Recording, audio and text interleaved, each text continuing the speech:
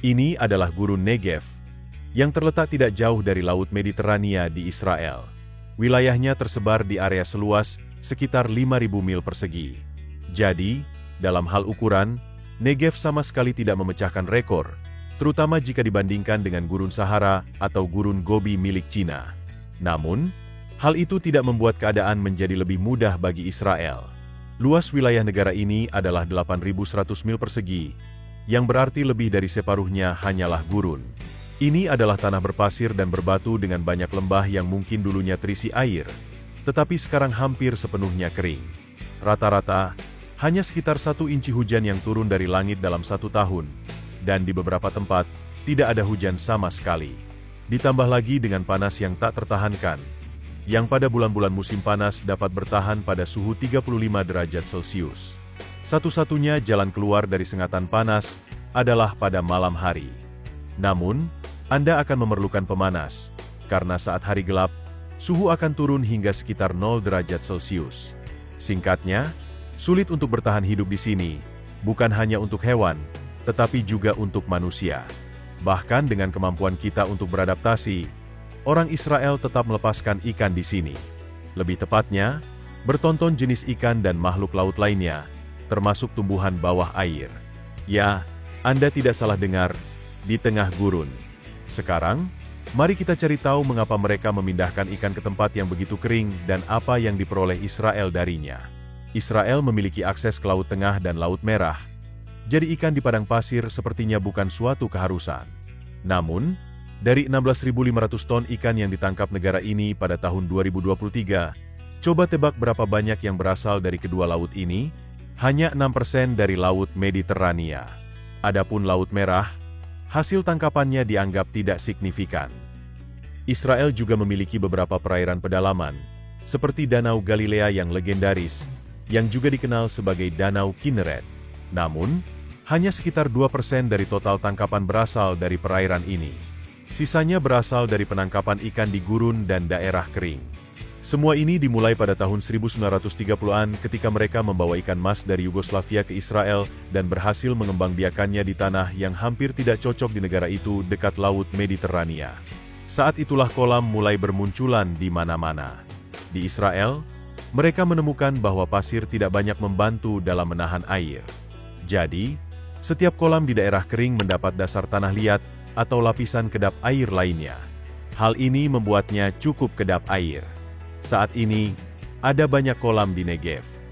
Mereka telah disegel sesuai dengan semua aturan retensi air selama berabad-abad. Sekarang, biasanya berukuran sekitar luas 92 meter persegi dengan kedalaman 1,5 hingga 3 meter, dan menghasilkan sekitar 4 hingga 9 kg per 2,4 hektar. Apakah orang Israel berhenti di situ? Sama sekali tidak. Jadi, waduk yang lebih besar mulai bermunculan, dengan wilayah yang lebih luas dan kedalaman yang lebih dalam, yang berarti mereka mendatangkan antara 9 hingga 19 kg ikan per 2,4 hektar setiap tahunnya. Pertanyaannya adalah, dari mana sebenarnya semua air ini berasal? Di Israel, secara resmi, ini merupakan sumber daya paling penting, yang terutama digunakan untuk memuaskan dahaga masyarakat dan mendukung pertanian. Untuk waktu yang lama, sebagian besar air berasal dari akuifer pegunungan. Namun kini, warga Israel menyadari bahwa mereka mengambil terlalu banyak, yaitu 597 miliar liter. Masalahnya, hanya 358 miliar liter per tahun yang dapat diambil dengan aman. Kemudian, desalinasi berjalan dengan kecepatan penuh. Sekarang, desalinasi memasok setengah dari semua air minum di negara ini dan menyalurkannya dalam jumlah besar untuk pertanian. Pada saat yang sama, daur ulang air limbah meluas. Puluhan pabrik pengolahan beserta infrastruktur besar dan canggih telah memungkinkan reklamasi 657 miliar liter per tahun. Ini mencakup 50% total kebutuhan air pertanian dan sekitar 25% keseluruhan kebutuhan air negara ini. Secara keseluruhan, situasi air tidak terlalu kritis saat ini, jadi cukup untuk kolam ikan di Negev. Seperti yang kami katakan, ada banyak kolam ikan di gurun, tetapi mereka tidak membutuhkan banyak sumber daya yang berharga ini. Menurut informasi terakhir, sekitar 9,8 juta liter digunakan untuk menjaga agar penampungan ikan tetap beroperasi. Namun, Konservasi air di Israel merupakan bagian dari budaya, sesuatu yang diperjuangkan setiap orang dan setiap perusahaan.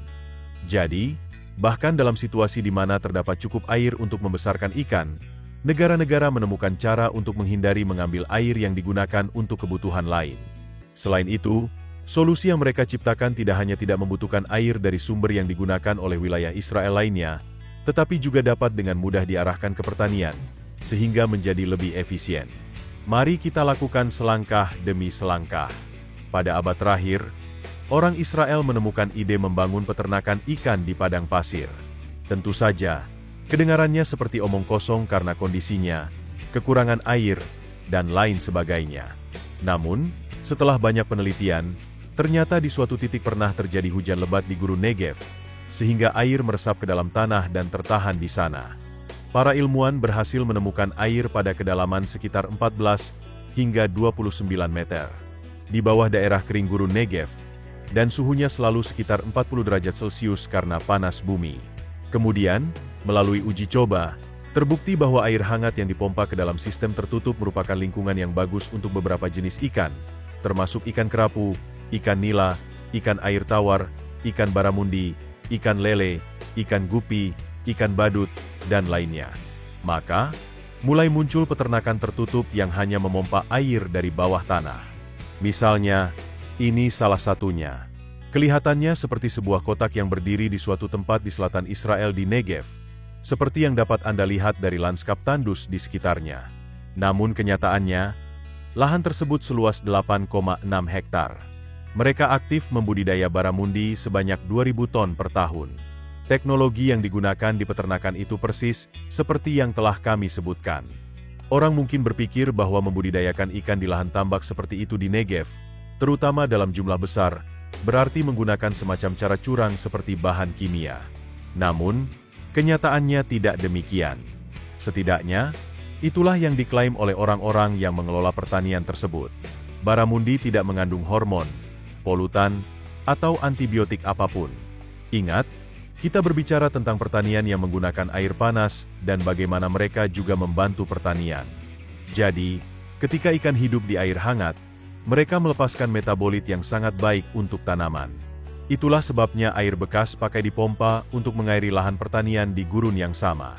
Kemudian, tanaman menyerap semua metabolit yang bermanfaat ini melalui akarnya dan membersihkan air sehingga dapat dikembalikan dengan aman ke makhluk air. Sebenarnya, itulah yang mereka lakukan di pertanian seperti itu. Itu sempurna. Suatu siklus tertutup dengan hampir tidak ada limbah. Ditambah lagi, ini adalah solusi yang hemat biaya. Pertama-tama, tidak perlu mengambil air dari sistem pasokan air Israel. Yah, secara teknis, mereka masih membutuhkannya, tetapi hanya dalam jumlah yang sangat sedikit. Sistem hanya perlu diisi ulang untuk mengganti penyemprotan dan penguapan, serta untuk membuang limbah. Kedua, tidak perlu memanaskan apapun karena airnya sudah hangat. Ketiga, tidak perlu membersihkan apapun karena tanaman akan mengurusnya. Tahukah kamu apa yang khususnya baik untuk seluruh Israel? Tidak hanya ada satu peternakan, tidak dua, bahkan tidak 10. Jumlahnya banyak, sehingga negara ini dapat membudidayakan ikan tanpa harus menghabiskan lebih banyak lahan subur, sekaligus menghemat sumber daya. Dan ini udang. Banyak udang. Apa hubungannya ini dengan Israel di gurun Negev? Nah, disinilah udang dibudidayakan. Hanya ada lahan tandus di sekitarnya. Tetapi di sini makhluk laut eksotis dibudidayakan tanpa masalah. Dan itu bukan satu-satunya tempat di mana orang Israel melakukan sesuatu seperti ini. Di Negev, mereka membudidayakannya menggunakan sistem yang sama seperti ikan. Namun, di sini, fitur lain dari air panas bumi bawah tanah ikut berperan. Rasanya sedikit asin, yang cocok untuk makhluk laut seperti udang. Tambak udang di gurun Negev mencapai tingkat kelangsungan hidup yang luar biasa, yaitu 87%. Mengapa ini begitu mengesankan? Masalahnya, di Indonesia, di mana kondisi budidaya udang jauh lebih baik, tingkat kelangsungan hidup di tambak hanya mencapai 70 hingga 80%. Dan itu dengan akses ke air laut di iklim yang lebih baik. Budidaya udang di Israel tidak berhenti di sini. Beberapa orang dan perusahaan yang proaktif melakukannya di tengah kondisi sulit di Israel, awalnya membelinya dari negara lain. Misalnya, makhluk laut dibeli di Amerika Serikat. Lalu, mereka tiba di Israel dalam kotak-kotak biasa. Setelah itu, burayak-burayak kecil ditempatkan dalam kantung berisi air dan oksigen, lalu dipindahkan ke tangki pembiakan untuk menyesuaikan diri dengan perairan setempat. Agar dapat bertahan hidup, air perlu memiliki sifat yang tepat. Disinilah pengetahuan orang Israel muncul, menunjukkan cara menciptakan kondisi yang tepat untuk makhluk yang sama sekali tidak cocok untuk tumbuh di Negev. Keasaman, salinitas, dan suhu, semuanya sempurna untuk memelihara udang, memungkinkan makhluk itu berganti kulit, dan kemudian tumbuh hingga beratnya 0,003 hingga 0,7 ons. Dan kemudian, migran laut dari negara lain berakhir di waduk tempat mereka tinggal, hingga mencapai berat 8 ons masing-masing. Perlu dicatat bahwa bahkan dalam sistem tertutup yang canggih, terkadang teknologi yang lebih canggih pun ditambahkan. Misalnya, ketika udang dibudidayakan di Israel, mereka mungkin menggunakan filter biologis di mana berbagai bakteri membersihkan air. Bisnis budidaya udang sebenarnya sangat kompleks, sehingga tambak kecil pun perlu menyiapkan seluruh laboratorium untuk mengukur puluhan parameter air, termasuk keasaman, nitrat, fosfat, dan masih banyak lagi. Mengapa? Kesalahan apapun dapat memperlambat pertumbuhan atau bahkan menyebabkan udang mati. Jadi, pada akhirnya, udang yang mereka pelihara dijual. Misalnya, salah satu petani udang inovatif di Israel mengatakan produk uniknya dijual sekitar 90 shekel per 900 gram, yang saat ini setara dengan $24,50. Sepertinya video hari ini kehilangan sesuatu yang lebih berhubungan dengan laut, seperti rumput laut, yang juga dibudidayakan secara aktif di Israel. Perkebunan ini milik perusahaan Sikura dan terletak di tepi laut Mediterania, antara Tel Aviv dan Haifa. Mungkin tampak seperti perusahaan menempatkan fasilitasnya tepat di tepi laut, untuk menanam rumput laut di air dekat pantai dan langsung memanennya. Tetapi tidak. Sikura telah menyiapkan kolam rumput laut di pantai dan mengatakan bahwa jika Anda mendekat, Anda dapat mendengar bisikan gelembung seperti jacuzzi. Beginilah cara pertanian meniru kondisi laut, yang penting untuk menumbuhkan alga. Airnya tidak berasal dari sumber bawah tanah, seperti saat membudidayakan ikan dan udang di Negev. Dalam kasus ini, perusahaan menggunakan pabrik desalinasi. Air diambil dari Laut Mediterania, lalu dipindahkan sejauh 1,2 mil melalui pipa raksasa ke fasilitas perusahaan. Setelah itu, air dibersihkan dan dipindahkan ke titik tertinggi di pertanian. Mengapa harus mendorong air ke atas? Agar dapat mengalir ke bawah secara gravitasi ke berbagai kolam untuk tumbuh. Dan di sini kita dapat memikirkan salah satu masalah utama desalinasi. Kemana perginya semua garam setelah mengubah air asin menjadi tawar? Biasanya, dengan pabrik desalinasi, setelah semua pengolahan, Anda mendapatkan air garam dengan garam. Rata-rata, 0,4 galon garam untuk setiap 2 galon air tawar yang diproduksi. Semua ini dibuang kembali ke lautan, menyebabkan kerusakan habitat karena air garam yang terkonsentrasi bukanlah hal yang bisa dianggap remeh. Namun, pertanian Sikura mengambil air laut, menggunakannya untuk menanam rumput laut, lalu membuangnya kembali ke Laut Mediterania dalam kondisi yang sama, tanpa menyebabkan kerusakan serius pada kehidupan bawah laut. Omong-omong, semua ini terjadi tanpa keterlibatan manusia aktif, seperti halnya budidaya rumput laut biasa di perairan laut. Sepanjang tahun, tanpa batasan, Anda hanya perlu menekan tombol untuk memompa air, menyalakan simulasi air laut, lalu sedikit menggunakan tangan untuk memanen.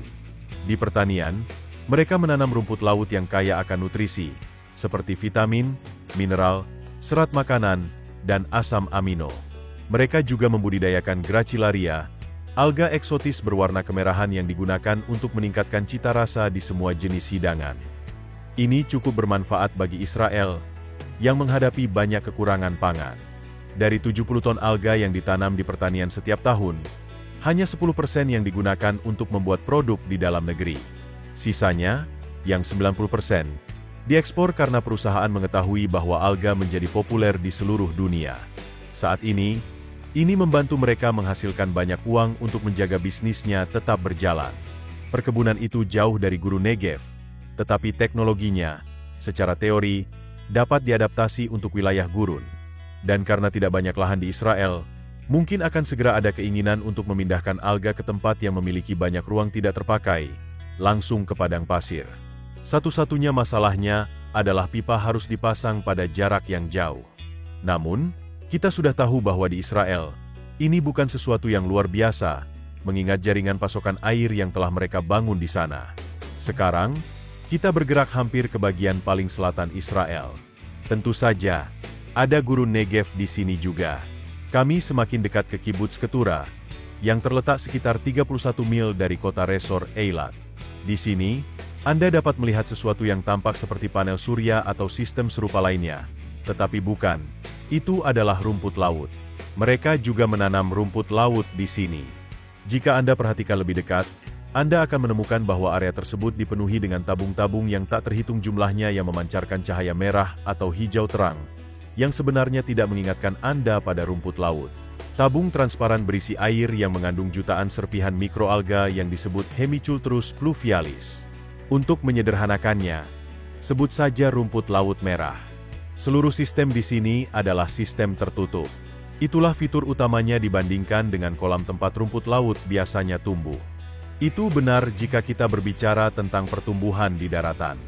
Tentu saja, biasanya seluruh proses terjadi di dalam air.